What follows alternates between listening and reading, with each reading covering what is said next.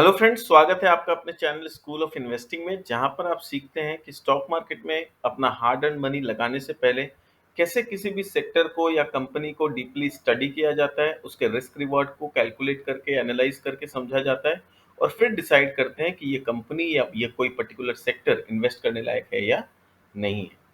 आज हम आए हैं फिर से अपना एक और नॉलेजेबल सेशन में। दिस इज सेशन 4, जहां पर कि हम अभी कवर कर रहे हैं कि स्टील सेक्टर को या स्टील के बिजनेस को कैसे एनालाइज करते हैं कि कौन सा फैक्टर्स है जो स्टील इंडस्ट्री के लिए पॉजिटिव होता है और कौन से फैक्टर्स है जो स्टील इंडस्ट्री के लिए नेगेटिव हो सकते हैं। तो इस सेशन में हमने सेशन 1, सेशन 2 और सेशन 3 में 5 अलग-अलग फैक्टर्स को कवर किया है।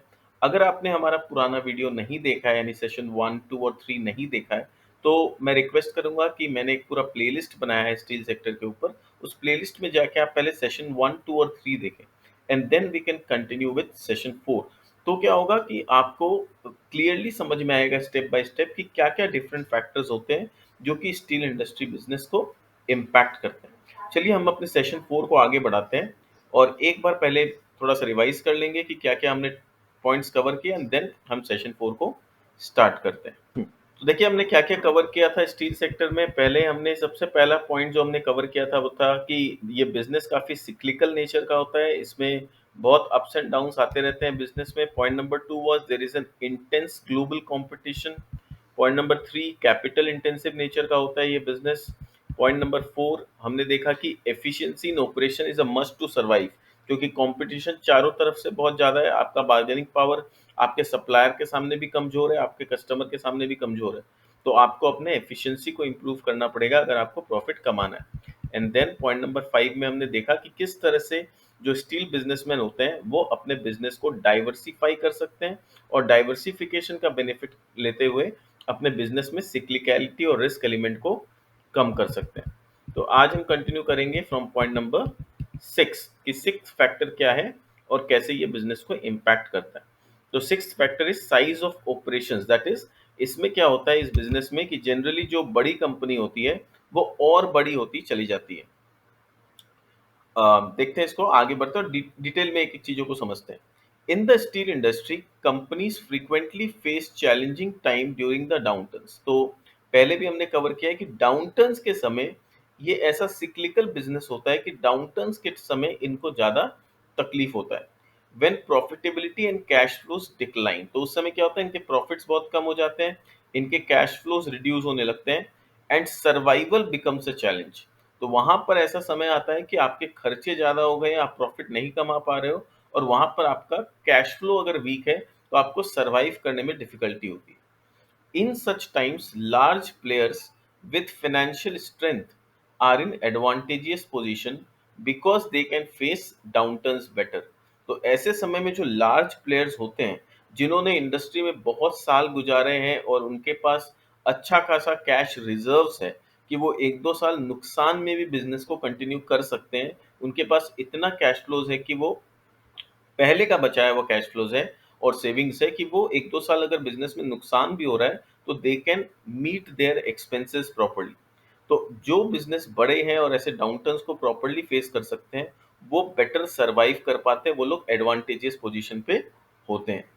Additionally, a large size allows steel producers to benefit from economies of scale। और large size का दूसरा एडवांटेज क्या होता है कि इनको इकोनॉमीज ऑफ स्केल का बेनिफिट मिलता है। यानी क्योंकि ये लोग प्रोडक्शन बहुत लार्ज स्केल पे करते हैं तो इनका पर यूनिट कॉस्ट काफी कम हो जाता है compare to the smaller players, which increases their cost competitiveness in the commoditized market। तो कमोडिटी मार्केट में आपको पता है कि प्राइस इज एवरीथिंग। आप सस्ता बेचोगे तो आपका सामान आसानी से बिकेगा। तो क्योंकि लार्ज प्लेयर्स अपने कॉस्टिंग को इम्प्रूव कर सकते हैं, अपने कॉस्ट को काट सकते हैं, वहां पर इनको बेनिफिट मिल जाता है कि अगर समय डाउनटर्न का समय चल रहा है तो ये बहुत सस्ते दामों पे भी मार्केट में अपना प्रोडक्ट बेच सकते हैं और जो स्मॉल प्लेयर शायद ना कर पाए। Large steel plants also enjoy comparatively better negotiating power over their suppliers and customers when compared to small players। तो पहले तो हमने सीखा कि स्टील इंडस्ट्री ऐसा है कि जहां पर आपके पास बहुत ज्यादा नेगोशिएटिंग या बार्गेनिंग पावर नहीं होता है। आपके कस्टमर के सामने भी आप थोड़े वीक पड़ते हो, आपके सप्लायर के सामने भी आप थोड़े वीक पड़ते हो। बट अगर आप टाटा स्टील जैसे कोई बड़े प्लेयर हो और उस समय साइक्लिकैलिटी की वजह से डाउनटर्न चल रहा है इंडस्ट्री में, तो डाउनटर्न की वजह से कहीं न कहीं आपका जो रॉ मटेरियल सप्लायर है, जो आयरन ओर सप्लायर है, for example NMDC kind of company जो है, जो आयरन ओर सप्लाई करती है, तो वो लोग को भी डिमांड कम मिलता है, उन लोग को भी ऑर्डर्स कम मिलते हैं, तो वहाँ पर वो लोग भी थोड़े नरम पड़ते हैं। तो लोग बोलते हैं अभी डाउनटर्न चल रहा है, चलो थोड़ा सस्ता में निकाल लिया जाए। तो वहाँ पर जो बिग प्लेयर्स होते हैं, जो लार्ज क्वांटिटी में रॉ मटेरियल खरीद सकते हैं और स्टोर करके इन्वेंटरी में रख सकते हैं, वहाँ पर उनके पास थोड़ा-सा नेगोशिएटिंग पावर बढ़ जाता है कि अभी डाउनटर्न चल रहा है, छोटे प्लेयर्स डिमांड करेंगे नहीं क्योंकि उनके उनके सामान बिक नहीं रहे। तो बड़े प्लेयर्स रॉ मटेरियल जो इनके सप्लायर हैं उनको थोड़ा-सा नेगोशिएट कर सकते हैं।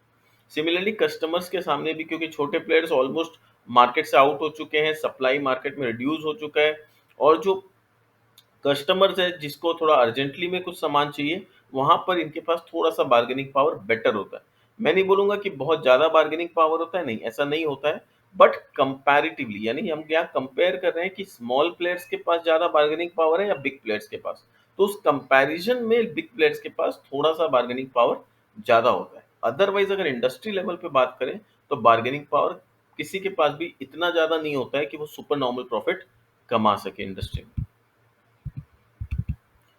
Large integrated steel plants also benefit from diversification in product profile और जो large players होते हैं जिनके पास integrated plant होता है उनका एक और सबसे बड़ा benefit होता है कि इनके पास जो products का diversification होता है that gives them advantage। जो छोटे player होते हैं वो एक या दो टाइप के steel का products manufacture कर सकते हैं। जो बड़े large integrated player है उनके पास क्या होता है possibility होता है कि वो हर different different long product, flat product हर तरह के product बना सकें। तो वहाँ पर क्या होता है कि डाउनटर्न में भी कभी-कभी ऐसा होता है कि कुछ पर्टिकुलर ग्रेड या कुछ पर्टिकुलर वैरायटी ऑफ प्रोडक्ट का डिमांड ज़्यादा होता है। तो वो उस चीज़ का बेनिफिट ले पाते हैं जिनके पास सारे वैरायटी ऑफ प्रोडक्ट्स हैं। तो large integrated steel plants benefits from the diversification in the product profile as well as customer segments. Bulk buyers of steel tend to deal with large steel producers directly in order to get the better pricing and delivery schedules. तो जो bulk steel के buyers हैं वो लोग generally क्या करते हैं, वो लोग लार्ज स्टील प्रोड्यूसर्स के साथ टाई अप करते हैं। जैसे कोई इंफ्रास्ट्रक्चर है, किसी को रोड या ब्रिजेस बनाना है, डैम्स बनाना है, वहाँ पर अगर बहुत ज़्यादा स्टील का रिक्वायरमेंट है, तो वो छोटे प्लेयर्स के साथ कॉन्टैक्ट नहीं करते हैं या छोटे प्लेयर्स के साथ कॉन्ट्रैक्ट में जाएँगे ही नहीं क्योंकि उनको श्योरिटी नहीं होता है कि ये इतना प्रोडक्शन कर सकता है क्या, एफिशिएंटली कर पाएगा क्या? और कर भी लेगा तो क्या टाइमली करके मुझे डिलीवरी दे पाएगा क्या? तो ये सब बहुत क्वेश्चन मार्क हो जाता है। तो जनरली जिनको बल्क में खरीदना होता है वो लार्ज प्लेयर्स के साथ कॉन्ट्रैक्ट में एंटर करते हैं। अ diversified product and customer profile with comparatively better negotiating power helps large integrated steel producers to mitigate the impact of cyclicality in steel industry। तो जिनके डाइवर्सिफाइड प्रोडक्ट्स होते हैं और कस्टमर प्रोफाइल भी काफी डाइवर्सिफाइड होता है और large institutional customers kind of होते हैं अगर किसी के पास, तो उनके पास थोड़ा बेटर नेगोशिएटिंग पावर होता है लार्ज स्टील इंटीग्रेटेड प्लेयर्स के पास और जिसके वजह से वो सिक्लिकलिटी को थोड़ा सा मिटिगेट कर पाते हैं। Nevertheless, smaller secondary steel players also have certain advantages like lower capital needs and better cost and manufacturing flexibility। पर ऐसा नहीं है कि सारा का सारा एडवांटेज लार्ज प्लेयर के पास है। स्मॉल प्लेयर्स के पास कुछ एडवांटेज है। जैसे उनके पास कैपिटल रिक्वायरमेंट कम है, तो क्योंकि कैपिटल रिक्वायरमेंट कम है तो उनके पास होपफुली उनके पास डेट भी कम होगा उनके बुक्स में। और अगर डेट उनके बुक्स में कम है तो which is a positive sign. दूसरा उनके प्लांट काफ़ी फ्लेक्सिबल हो सकते हैं, मैन्युफैक्चरिंग फैसिलिटी को वो फ्लेक्सिबल बना सकते हैं। तो जब उनका प्लांट फ्लेक्सिबल होता है तो उनके लिए शट डाउन और शट ऑन करना अपने प्लांट को ईज़ी होता है। तो वहाँ पर उनको थोड़ा-सा ये फ्लेक्सिबिलिटी का एडवांटेज मिलता है। Smaller secondary steel players or plants can start and stop their production process as per the market demand। तो उनके लिए बहुत आसान हो जाता है अपने प्लांट को चालू करना और फिर शट डाउन करना। However, large integrated steel mills cannot switch their production on and off quickly because it is very costly and time consuming to stop and start blast furnace। तो कंपैरेटिवली जो छोटे players के पास ये production facility का flexibility का advantage है, वो large players के पास नहीं है, क्योंकि उनके लिए बहुत डिफिकल्ट हो जाता है अपने प्लांट को शट डाउन करना और फिर से दोबारा स्टार्ट करने में। वहाँ बहुत टाइम लग जाता है, बहुत कॉस्ट लग जाता है, और उनके लिए डिसएडवांटेज होता है। Despite a comparatively lower capital intensity and cost flexibility, small steel mills are at disadvantage over the large integrated primary steel players. तो भले ही थोड़ा बहुत एडवांटेज स्टील प्लेयर्स को है, छोटे वाले स्टील या सेकेंडरी स्टील प्लांट्स में को है, बट अगर हम ओवरऑल इंडस्ट्री लेवल पे देखें तो जो स्मॉल इंडस्ट्री में प्लेयर्स लोग हैं, स्मॉल सेकेंडरी स्टील प्लांट्स वाले लोग हैं, उनको ओवरऑल लेवल पे डिसएडवांटेज ही है। तो अगर कोई पूछे कि ओवरऑल इंडस्ट्री लेवल पे who will be the bigger beneficiary, तो वो है लार्ज इंटीग्रेटेड स्टील प्लांट्स। तो जिनके पास बड़ा प्रोडक्शन कैपेसिटी है, इंटीग्रेटेड कैपेसिटी है, डाइवर्सिफाइड कस्टमर्स है, डाइवर्सिफाइड प्रोडक्ट प्रोफाइल है, वो लोग ज्यादा बेटर एडवांटेज पोजीशन पे हैं। Large steel players have financial strength to survive downturn. तो सबसे बड़ा उनके पास जो ताकत है वो है कि उनके पास वो फाइनेंशियल स्ट्रेंथ जिससे वो अपने डाउनटर्न को सर्वाइव कर सकते हैं। मोर they also benefit further from downturns by taking over troubled small steel plants and turn it into a bigger size। और सबसे बड़ा एडवांटेज डाउन टर्न में लार्ज प्लेयर को ये होता है, क्योंकि उनके पास काफी कैपिटल होता है, उनके पास फाइनेंशियल स्ट्रेंथ होता है। तो जब बुरा टाइम आता है तो बहुत सारी अच्छी अच्छी छोटी स्टील की कंपनीज डिफिकल्ट होता है उनके लिए सर्वाइव करना, और वो लोग सर्वाइव नहीं कर पाते। तो लार्ज प्लेयर्स उस समय क्या होता है, इन छोटी छोटी कंपनीज को बहुत सस्ते दामों पर अक्वायर कर लेते हैं। तो ये यहाँ पर जब ये लोग अक्वायर कर लेते हैं तो अपने साइज को और बड़ा कर लेते हैं। इसीलिए क्या होता है इस इंडस्ट्री में जनरली आप देखोगे बिग बिकम्स बिगर। तो जो बड़ी कंपनी है वो डाउनटर्न्स के बाद और बड़ी होके निकलती है, क्योंकि उन्होंने और बहुत सारी छोटे छोटे कंपनीज को सस्ते दामों पे अक्वायर कर लिया होता है। Therefore, an investor would appreciate that in steel industry, large player enjoys advantage which they use to further increase their strength। तो लार्ज प्लेयर को जो एडवांटेज है, उस एडवांटेज को वो लोग फर्दर यूज करते हैं और अपने आप को और बड़ा बनाते हैं। Next point number 7। तो पॉइंट नंबर 6 में हमने समझा कि किस तरह से लार्ज प्लेयर्स को इस इंडस्ट्री में बेनिफिट है। Now coming two point number 7, regulatory environment and social and forex risk for steel producers.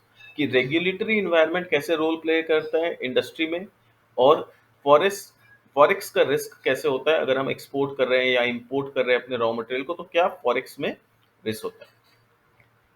The steel industry is a crucial sector for economic growth of any country. तो किसी भी country का growth के लिए steel industry बहुत crucial role play करता है। बोला जाता है कि if you don't have steel industry in your country can not grow at your own. आपको डिपेंडेंसी होगा फॉरेन पे, क्योंकि ग्रोथ का मतलब क्या है कि इंफ्रास्ट्रक्चर का ग्रोथ, ऑटोमोबाइल्स का डिमांड बढ़ना, रोड्स, डैम्स, ब्रिजेस, ये सब का बढ़ना, ये सब का प्रोडक्शन बढ़ना, ये सब कुछ आता है इन ग्रोथ में। जब कंपनी या इकोनॉमी का ग्रोथ हो रहा होता है तो इन सब चीजों का ग्रोथ आप कैपिटल नेचर में ग्रोथ देखते हो। कैपिटल एक्सपेंडिचर इंडिविजुअल लेवल पे कंपनीज भी बढ़ाती है और गवर्नमेंट भी बढ़ाता है। अब यहाँ पर कैपिटल एक्सपेंडिचर में steel and cement plays the major role. तो स्टील का बहुत बड़ा कंट्रीब्यूशन होता है।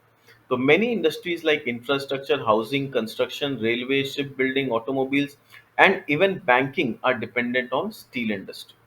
तो ये सब कुछ कहीं ना कहीं डायरेक्टली और इनडायरेक्टली स्टील इंडस्ट्री पे बहुत ज्यादा डिपेंडेंट होते हैं। As a result, despite deregulations, almost all countries track the performance and development of steel sector. तो जितना भी डीरेगुलेशन हो, हर कंट्री यानी जो सरकार है वो कहीं ना कहीं स्टील सेक्टर के परफॉर्मेंस और डेवलपमेंट को ट्रैक जरूर करती है। Whenever a country notices steel imports at a very low price, then it usually places safeguard, anti-dumping duty on imports to protect the domestic steel producers। तो जब भी सरकार को ये दिखता है कि बहुत ज्यादा सस्ते में इंपोर्ट हो रहा है स्टील का दूसरे कंट्रीज से, सपोज इंडियन गवर्नमेंट को अगर लगेगा कि चाइना काफी सस्ते पे डंप कर रहा है स्टील को इंडिया में, तो इंडियन गवर्नमेंट सेफगार्ड ड्यूटी और एंटी डंपिंग ड्यूटी लगा सकता है स्टील में। Similarly when there is an excess domestic production, और जब डोमेस्टिक प्रोडक्शन बहुत ज्यादा बढ़ जाता है और उतना डिमांड नहीं होता है डोमेस्टिक में, the countries give export incentive to steel sector to clear excess stock of steel and bring the industry to normal situation. तो वहाँ पर वो सरकार एक्सपोर्ट प्रमोशन या एक्सपोर्ट इंसेंटिव देती है कि चलो मैं आप पे टैक्स कम लगाती हूँ, आप अगर एक्सपोर्ट करते हो तो। तो इस तरह से एक्सपोर्ट का इंसेंटिव देके सरकार कोशिश करती है कि इंडिया में जो एक्सेस इन्वेंट्री है, वो फॉरेन में आसानी से फटाफट बिक जाए। तो जैसा मैं बात कर रहा था कि अगर फॉरेन से इंडियन पर्सपेक्टिव से सोचते हैं, ठीक है? सिंपल रखते हैं इसको, इंडियन पर्सपेक्टिव से देखते हैं कि अगर चाइना इंडिया में स्टील को डंप कर रहा है, तो Indian government anti dumping duty, safeguard duty लगाएगी अपने डोमेस्टिक प्रोड्यूसर को बचाने के लिए। बट क्वेश्चन है चाइनीज एंगल से अगर देखें तो चाइना इजीली डंप क्यों कर पा रहा है सस्ते में? क्योंकि वहां पर एक्सेस प्रोडक्शन हो गया है और वहां की सरकार एक्सपोर्ट इंसेंटिव दे रही है उनके प्रोड्यूसर्स को। तो वहां के प्रोड्यूसर को एक्सपोर्ट इंसेंटिव मिल रहा है कि तुम जाओ सस्ते में एक्सपोर्ट करो, ताकि आपके यहाँ का इन्वेंट्री खाली हो और प्रोडक्शन चालू रहे। तो उनको एक्सपोर्ट इंसेंटिव मिल रहा है, तो वो इंडिया में आके सस्ते में बेचने का कोशिश कर रहे हैं। पर इंडियन गवर्नमेंट देख रही है कि इतना सस्ते में अगर इंडिया में सप्लाई होगा तो हमारे डोमेस्टिक प्रोड्यूसर को नुकसान होगा, तो वो एंटी डंपिंग और सेफगार्ड ड्यूटी लगा रही है। तो सबको यहाँ पर जो इंटरनेशनल रिलेशंस होता है ना, उसमें सबसे इंपॉर्टेंट होता है अपना देश का हित। मेरे कंट्री का बेनिफिट कहाँ पर है? तो अकॉर्डिंगली सरकार को वैसे पॉलिसीज और रेगुलेशंस बनाने पड़ते हैं। These intermittent policy measures by countries expose steel players to regulatory risk as they can significantly influence the financial performance of the steel plant. तो स्टील प्लांट का फाइनेंशियल परफॉर्मेंस बहुत ज़्यादा डिपेंडेंट है कि सरकार का किस तरह से पॉलिसी रहता है या रेगुलेशंस रहता है। अगर मान लो चाइना से बहुत सस्ता में इंपोर्ट हो रहा है इंडिया में और गवर्नमेंट सेफगार्ड ड्यूटी लगा नहीं रही है या एंटी डंपिंग ड्यूटी नहीं लगा रही, तो हमारे स्टील मैन्युफैक्चरर्स को काफ़ी नुकसान फेस करना पड़ता है। तो बहुत बार ये सारे स्टील इंडस्ट्री के जितने भी प्लेयर्स हैं सब मिलकर सरकार के पास जाते हैं, मिनिस्ट्री ऑफ स्टील के पास जाते हैं और बोलते हैं कि ऐसे-ऐसे हम लोग को प्रॉब्लम हो रहा है, काइंडली हेल्प। आप ऐसा कुछ रेगुलेशंस लाइए जिससे हम लोग सर्वाइव कर सकें। तो इस तरह से ये इंडस्ट्री वर्क करता है।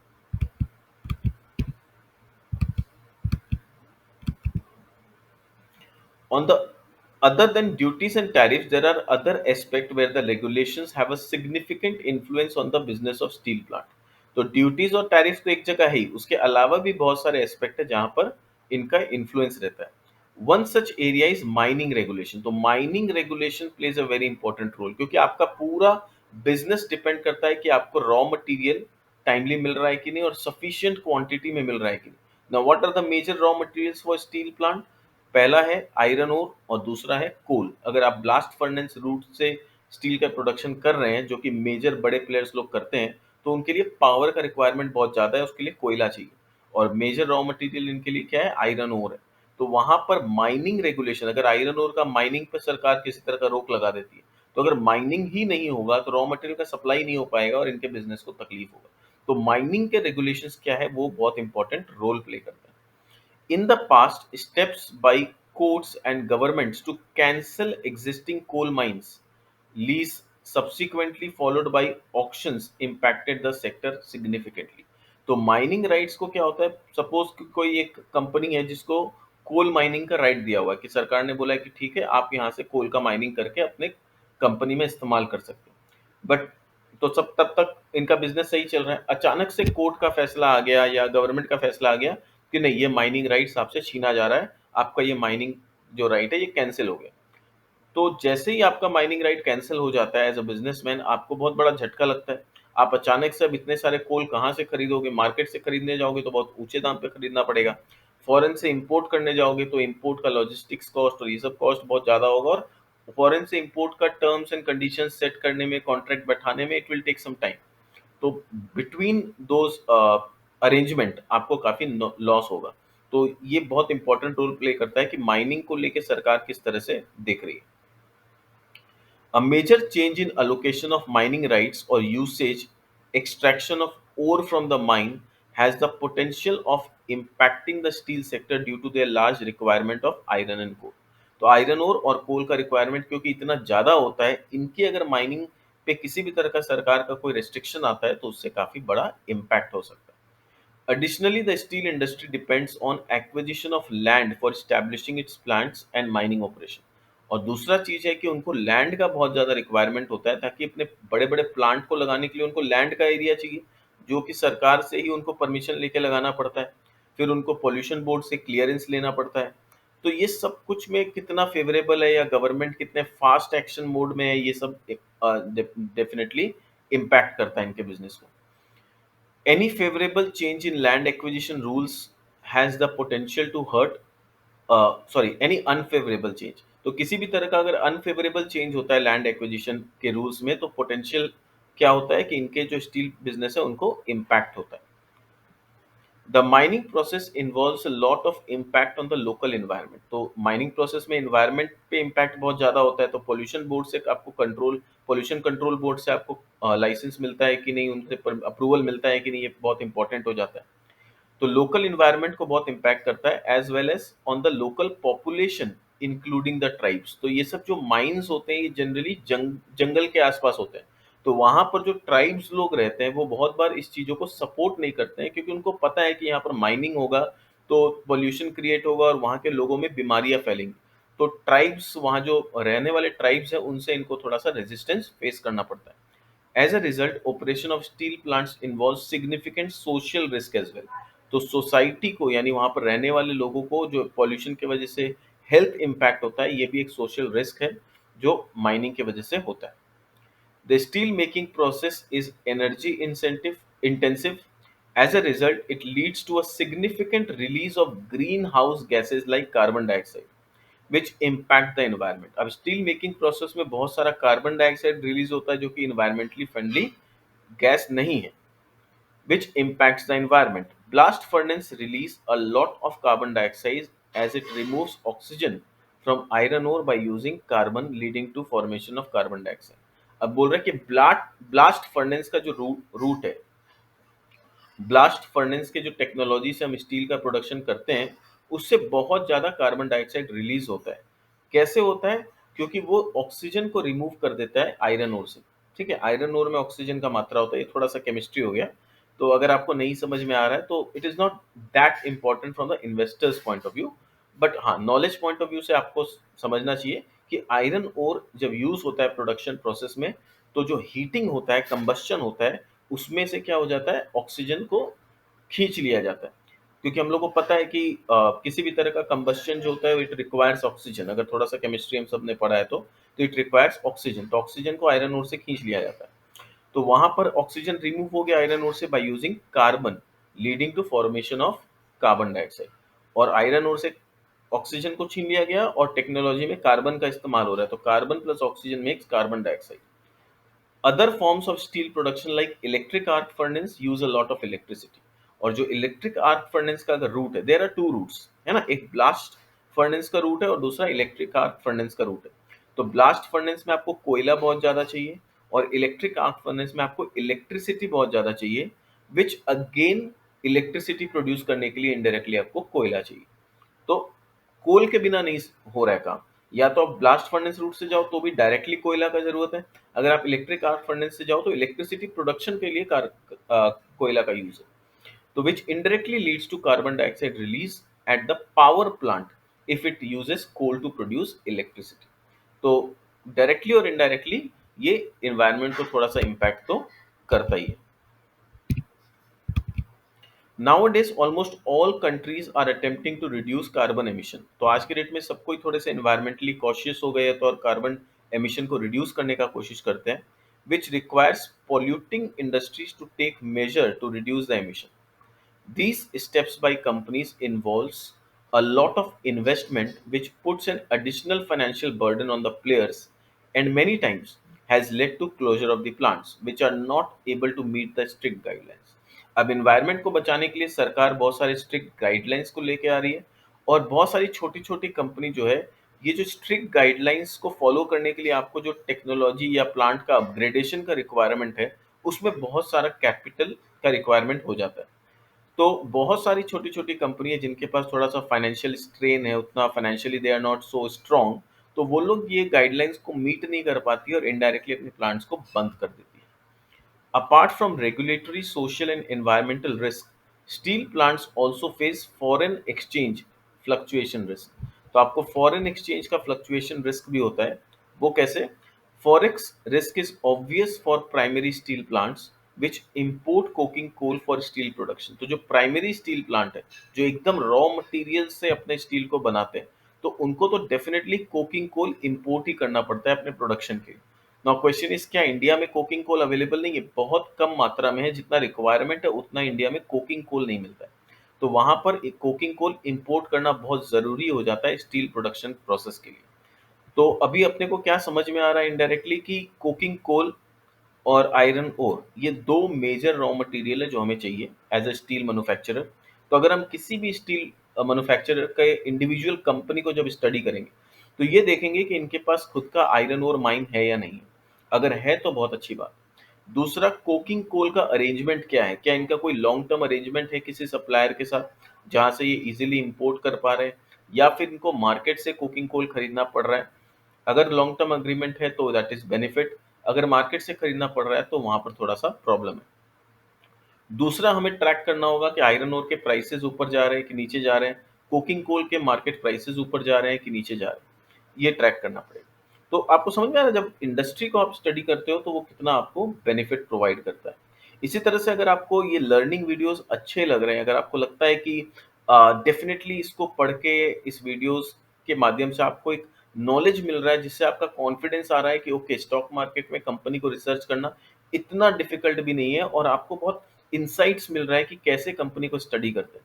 अगर और भी इंडस्ट्री के बारे में आपको जानना है कि, और ये तो हम स्टील सेक्टर कर रहे हैं, आपको टेक्सटाइल या और भी दूसरे इंडस्ट्री के बारे में ऐसे ही डीपली नॉलेज चाहिए, तो मैं रिक्वेस्ट करूँगा कि आप हमारे वेबसाइट को विज़िट करें, और वहाँ पर हमने काफ़ी कोर्सेज़, एक सेक्टर, पूरा सेक्टर के ऊपर कोर्स डिज़ाइन कर रखा है, जहाँ और भी बहुत सारे सेक्टर्स के ऊपर हमने कोर्स बना रखा है, और भी 3-4 सेक्टर्स के ऊपर हम काम कर रहे हैं, जो अल्टीमेटली उस कोर्स में ऐड ऑन हो जाएगा। तो और भी अगर आप कोई न्यू एकदम बडिंग इक्विटी रिसर्च में आने वाले हैं, बडिंग इन्वेस्टर है, जहां आपको समझना है कि PL, balance sheet, cash flow को कैसे एनालाइज करते हैं, इन्वेस्टर प्रेजेंटेशन से कैसे डेटा निकालते हैं, तो भी वहां पर आपके लिए कोर्स है, और बहुत रिजनेबल प्राइस पे वो कोर्स आपको अवेलेबल है अभी। तो आप जाइए, आप हमारे वेबसाइट को चेकआउट कर सकते हैं। वेबसाइट है www.schoolofinvesting.org। तो चलिए, मैं थोड़ा सा आपको अपने वेबसाइट पे ले चलता हूँ। तो ये हमारे वेबसाइट है www.schoolofinvesting.org। आप यहाँ पर आ सकते हैं, और यहाँ पर आप कोर्सेज अवेल कर सकते हैं। ये आपके लिए डिज़ाइन किया हुआ है। ये सारे कोर्सेज मैंने डिज़ाइन किया ताकि एक रिटेल इन्वेस्टर किस तरह से मार्केट में प्रॉपर नॉलेज के साथ इन्वेस्ट कर सकता है, और अपने पैसे को मार्केट में लूज़ करने से बचा सकता है। तो अगर आपको इस तरह का सेक्टोरल नॉलेज चाहिए, तो आप ये वाला हमारा जो कोर्स है ना, how to analyse different sectors, आप इसको सब्सक्राइब कर सकते हैं। इसका प्राइस भी बहुत रीज़नेबल मैंने रखा है। मैंने कोई ओवर चार्जिंग या ऐसा कुछ नहीं किया है, कोई गिमिक करने का कोशिश नहीं है। बहुत सिंपल, स्ट्रेट फॉरवर्ड, बहुत कम प्राइस पे मैंने कोर्स को रखा है। आप जब ये कोर्स को अवेल करेंगे ना, आप रियलाइज़ करोगे कि इसमें जो नॉलेज है, जो डेप्थ है इंडस्ट्री का, वो आपके लिए कितना फ़ायदेमंद होगा जब आप इंडिविजुअल स्टॉक्स में इन्वेस्ट करने का कोशिश करोगे, उसके बारे में स्टडी करने का कोशिश करोगे। मैं आपको थोड़ा-सा एक दिखाना चाहता हूँ क्या-क्या सेक्टर्स हमने इसमें कवर किया है। सपोज़ यहाँ पर आप गेट दिस कोर्स करना चाहते हो, तो यहाँ पर आप देख सकते हो क्या-क्या कोर्स अवेलेबल है। इसके कंटेंट को आप देखना चाहते हो, तो आप इसके कंटेंट को देख सकते हो कि इसमें क्या-क्या कंटेंट हमने डाला है। तो सेक्टर एनालिसिस का एक फ़ोल्डर है, उसमें आप कौन-कौन सा सेक्टर हम कवर किए हैं, उसमें आप देख सकते हैं कि टेक्सटाइल सेक्टर, जिस तरह से हम ये स्टील सेक्टर का पढ़ रहे हैं, अगर आपको ये लगता है कि स्टील सेक्टर का जो हम पढ़ाई कर रहे हैं, उससे आपको एक्चुअली में कुछ बेनिफिट हो रहा है, कुछ वैल्यू एडिशन हो रहा है, कुछ ऐसा नॉलेज मिल रहा है जो आपको आगे चल के बहुत हेल्प करने वाला है, तो आप फिर इस तरह का कोर्स को सब्सक्राइब कर सकते हैं, जहाँ पर आपको टेक्सटाइल सेक्टर के बारे में पूरा जानने मिलेगा, cement sector, paper sector, wind power, agrochemical sector, uh, और फिर होटल बिजनेस के बारे में आपको जानने मिलेगा, और स्टील सेक्टर अभी हम लोग साथ में पढ़ रहे हैं, तो वो भी यहाँ पर ऐड हो जाएगा इवेंचुअली। और भी 3-4-5 सेक्टर्स हम इसमें ऐड करेंगे। तो जितने ज़्यादा सेक्टर्स हम इसमें कवर करेंगे ना, आपको उतना ज़्यादा वैल्यू मिलेगा। आपका नॉलेज लेवल उस डेप्थ तक जाएगा जहाँ पर आपको फिर स्टॉक मार्केट में इन्वेस्टिंग करने में डर नहीं लगेगा, आपको कन्फ्यूजन नहीं होगा। आप एब्सोल्यूट क्रिस्टल क्लियर वे में आप चीज़ों को समझ पाओगे और मार्केट में इन्वेस्ट कर पाओगे।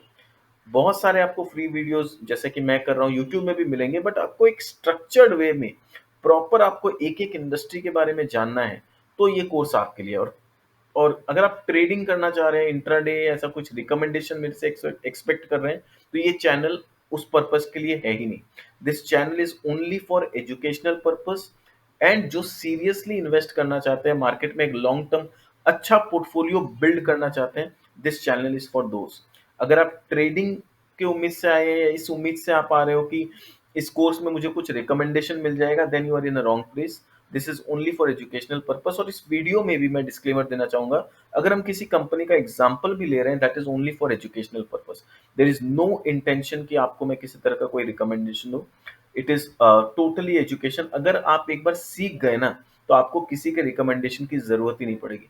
मैं तो चाहता हूं कि आप जैसे इंडिविजुअल इन्वेस्टर्स को किसी के रिकमेंडेशन की जरूरत ना पड़े।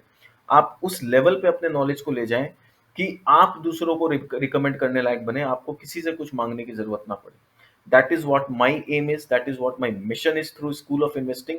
अगर आपको लगता है कि इस मिशन में आप कंट्रीब्यूटर बन सकते हैं या आप इस मिशन का पार्ट बन सकते हैं, इससे बेनिफिट ले सकते हैं, then this course is for you.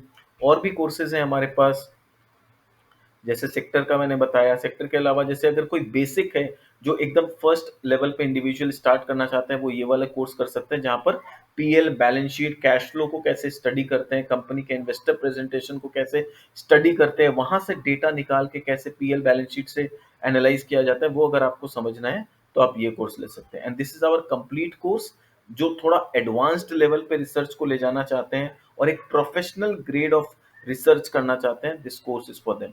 अगर कोई ये कोर्स सब्सक्राइब कर रहे हैं तो उनको ये 2 कोर्स लेने की जरूरत नहीं है, because these 2 courses are already included in this. तो either you can go for this, जहां पर ऑलरेडी आपको ये दोनों कोर्स मिल जाएगा, और एल्स आप इन दोनों में से कोई एक ले सकते हैं फॉर द स्टार्टिंग। तो चलिए अब आगे बढ़ते हैं और अपने स्टडी को कंटिन्यू करते हैं। आपको अगर हमारा वेबसाइट अच्छा लगा हो, कोर्सेज अच्छे लगे हो, तो आप वहाँ पर जा सकते हैं। हमारा एप्लीकेशन भी है प्ले स्टोर में, स्कूल ऑफ इन्वेस्टिंग के नाम से। तो स्कूल ऑफ इन्वेस्टिंग जब आप टाइप करेंगे तो हमारे लोगों के साथ वो एप्लीकेशन आपको दिखेगा, आप उसे भी डाउनलोड कर सकते हैं, उसके थ्रू भी अपने कोर्सेज को अवेल कर सकते हैं। चलिए, however forex risk also impact secondary steel player. तो सेकेंडरी स्टील प्लेयर को भी फॉरेक्स रिस्क इम्पैक्ट करता है, which buy their raw materials locally. जो कि अपने रॉ मटेरियल्स को लोकली बाई करते हैं, उनको भी अल्टीमेटली फॉरेक्स रिस्क रहता है। This is because for these steel plants the expenses are in local currency. However, the selling price of their products, that is steel, depend on the import parity price of the global steel after factoring the forex fluctuation। तो अगर कोई छोटा player है और जो import export नहीं भी कर रहा है और उसको लगता है कि मैं फॉरेक्स के मार से बच रहा हूं, तो ऐसा नहीं है। इनडायरेक्टली उसको भी इम्पैक्ट पड़ रहा है, क्योंकि उसको भी प्रोडक्ट लैंडेड प्राइस में, यानी इंपोर्टेड जो स्टील है इंडिया में, जो लैंडेड प्राइस पे आ रहा है। और लैंडेड प्राइस कैसे डिसाइड होता है, उसमें फॉरेक्स का इम्पैक्ट ऑटोमेटिकली आ जाता है। तो लैंडेड प्राइस अगर कम हो रहा है फॉरेक्स की वजह से, तो वहां पर आपको भी इनडायरेक्टली सस्ते में ही अपने प्रोडक्ट को बेचना पड़ता है। तो छोटे प्लेयर्स को भी यहाँ पर फॉरेक्स का इम्पैक्ट होता है, डायरेक्टली नहीं होता है, इनडायरेक्टली होता है। Therefore, an investor must be cautious of foreign exchange risk while analyzing the steel producers. Nevertheless, these secondary steel producers who use scrap to make steel are relatively protected from forex risk, because the price of raw material, that is scrap, as well as the finished product, that is steel, both depend on the international steel price. It also helps in stabilizing their profit margin. तो इनको थोड़ा सा comparatively less impact होता है छोटे players को, क्योंकि इनके रॉ मटेरियल और इनका जो फिनिश गुड्स दोनों ही एक्चुअली फॉरेक्स को इम्पैक्ट को ले लेते हैं। तो आप जब लैंडेड कॉस्ट को देख रहे हो, तो इंपोर्ट जो आपका रॉ मटेरियल है उसमें ऑलरेडी प्राइस आ चुका है।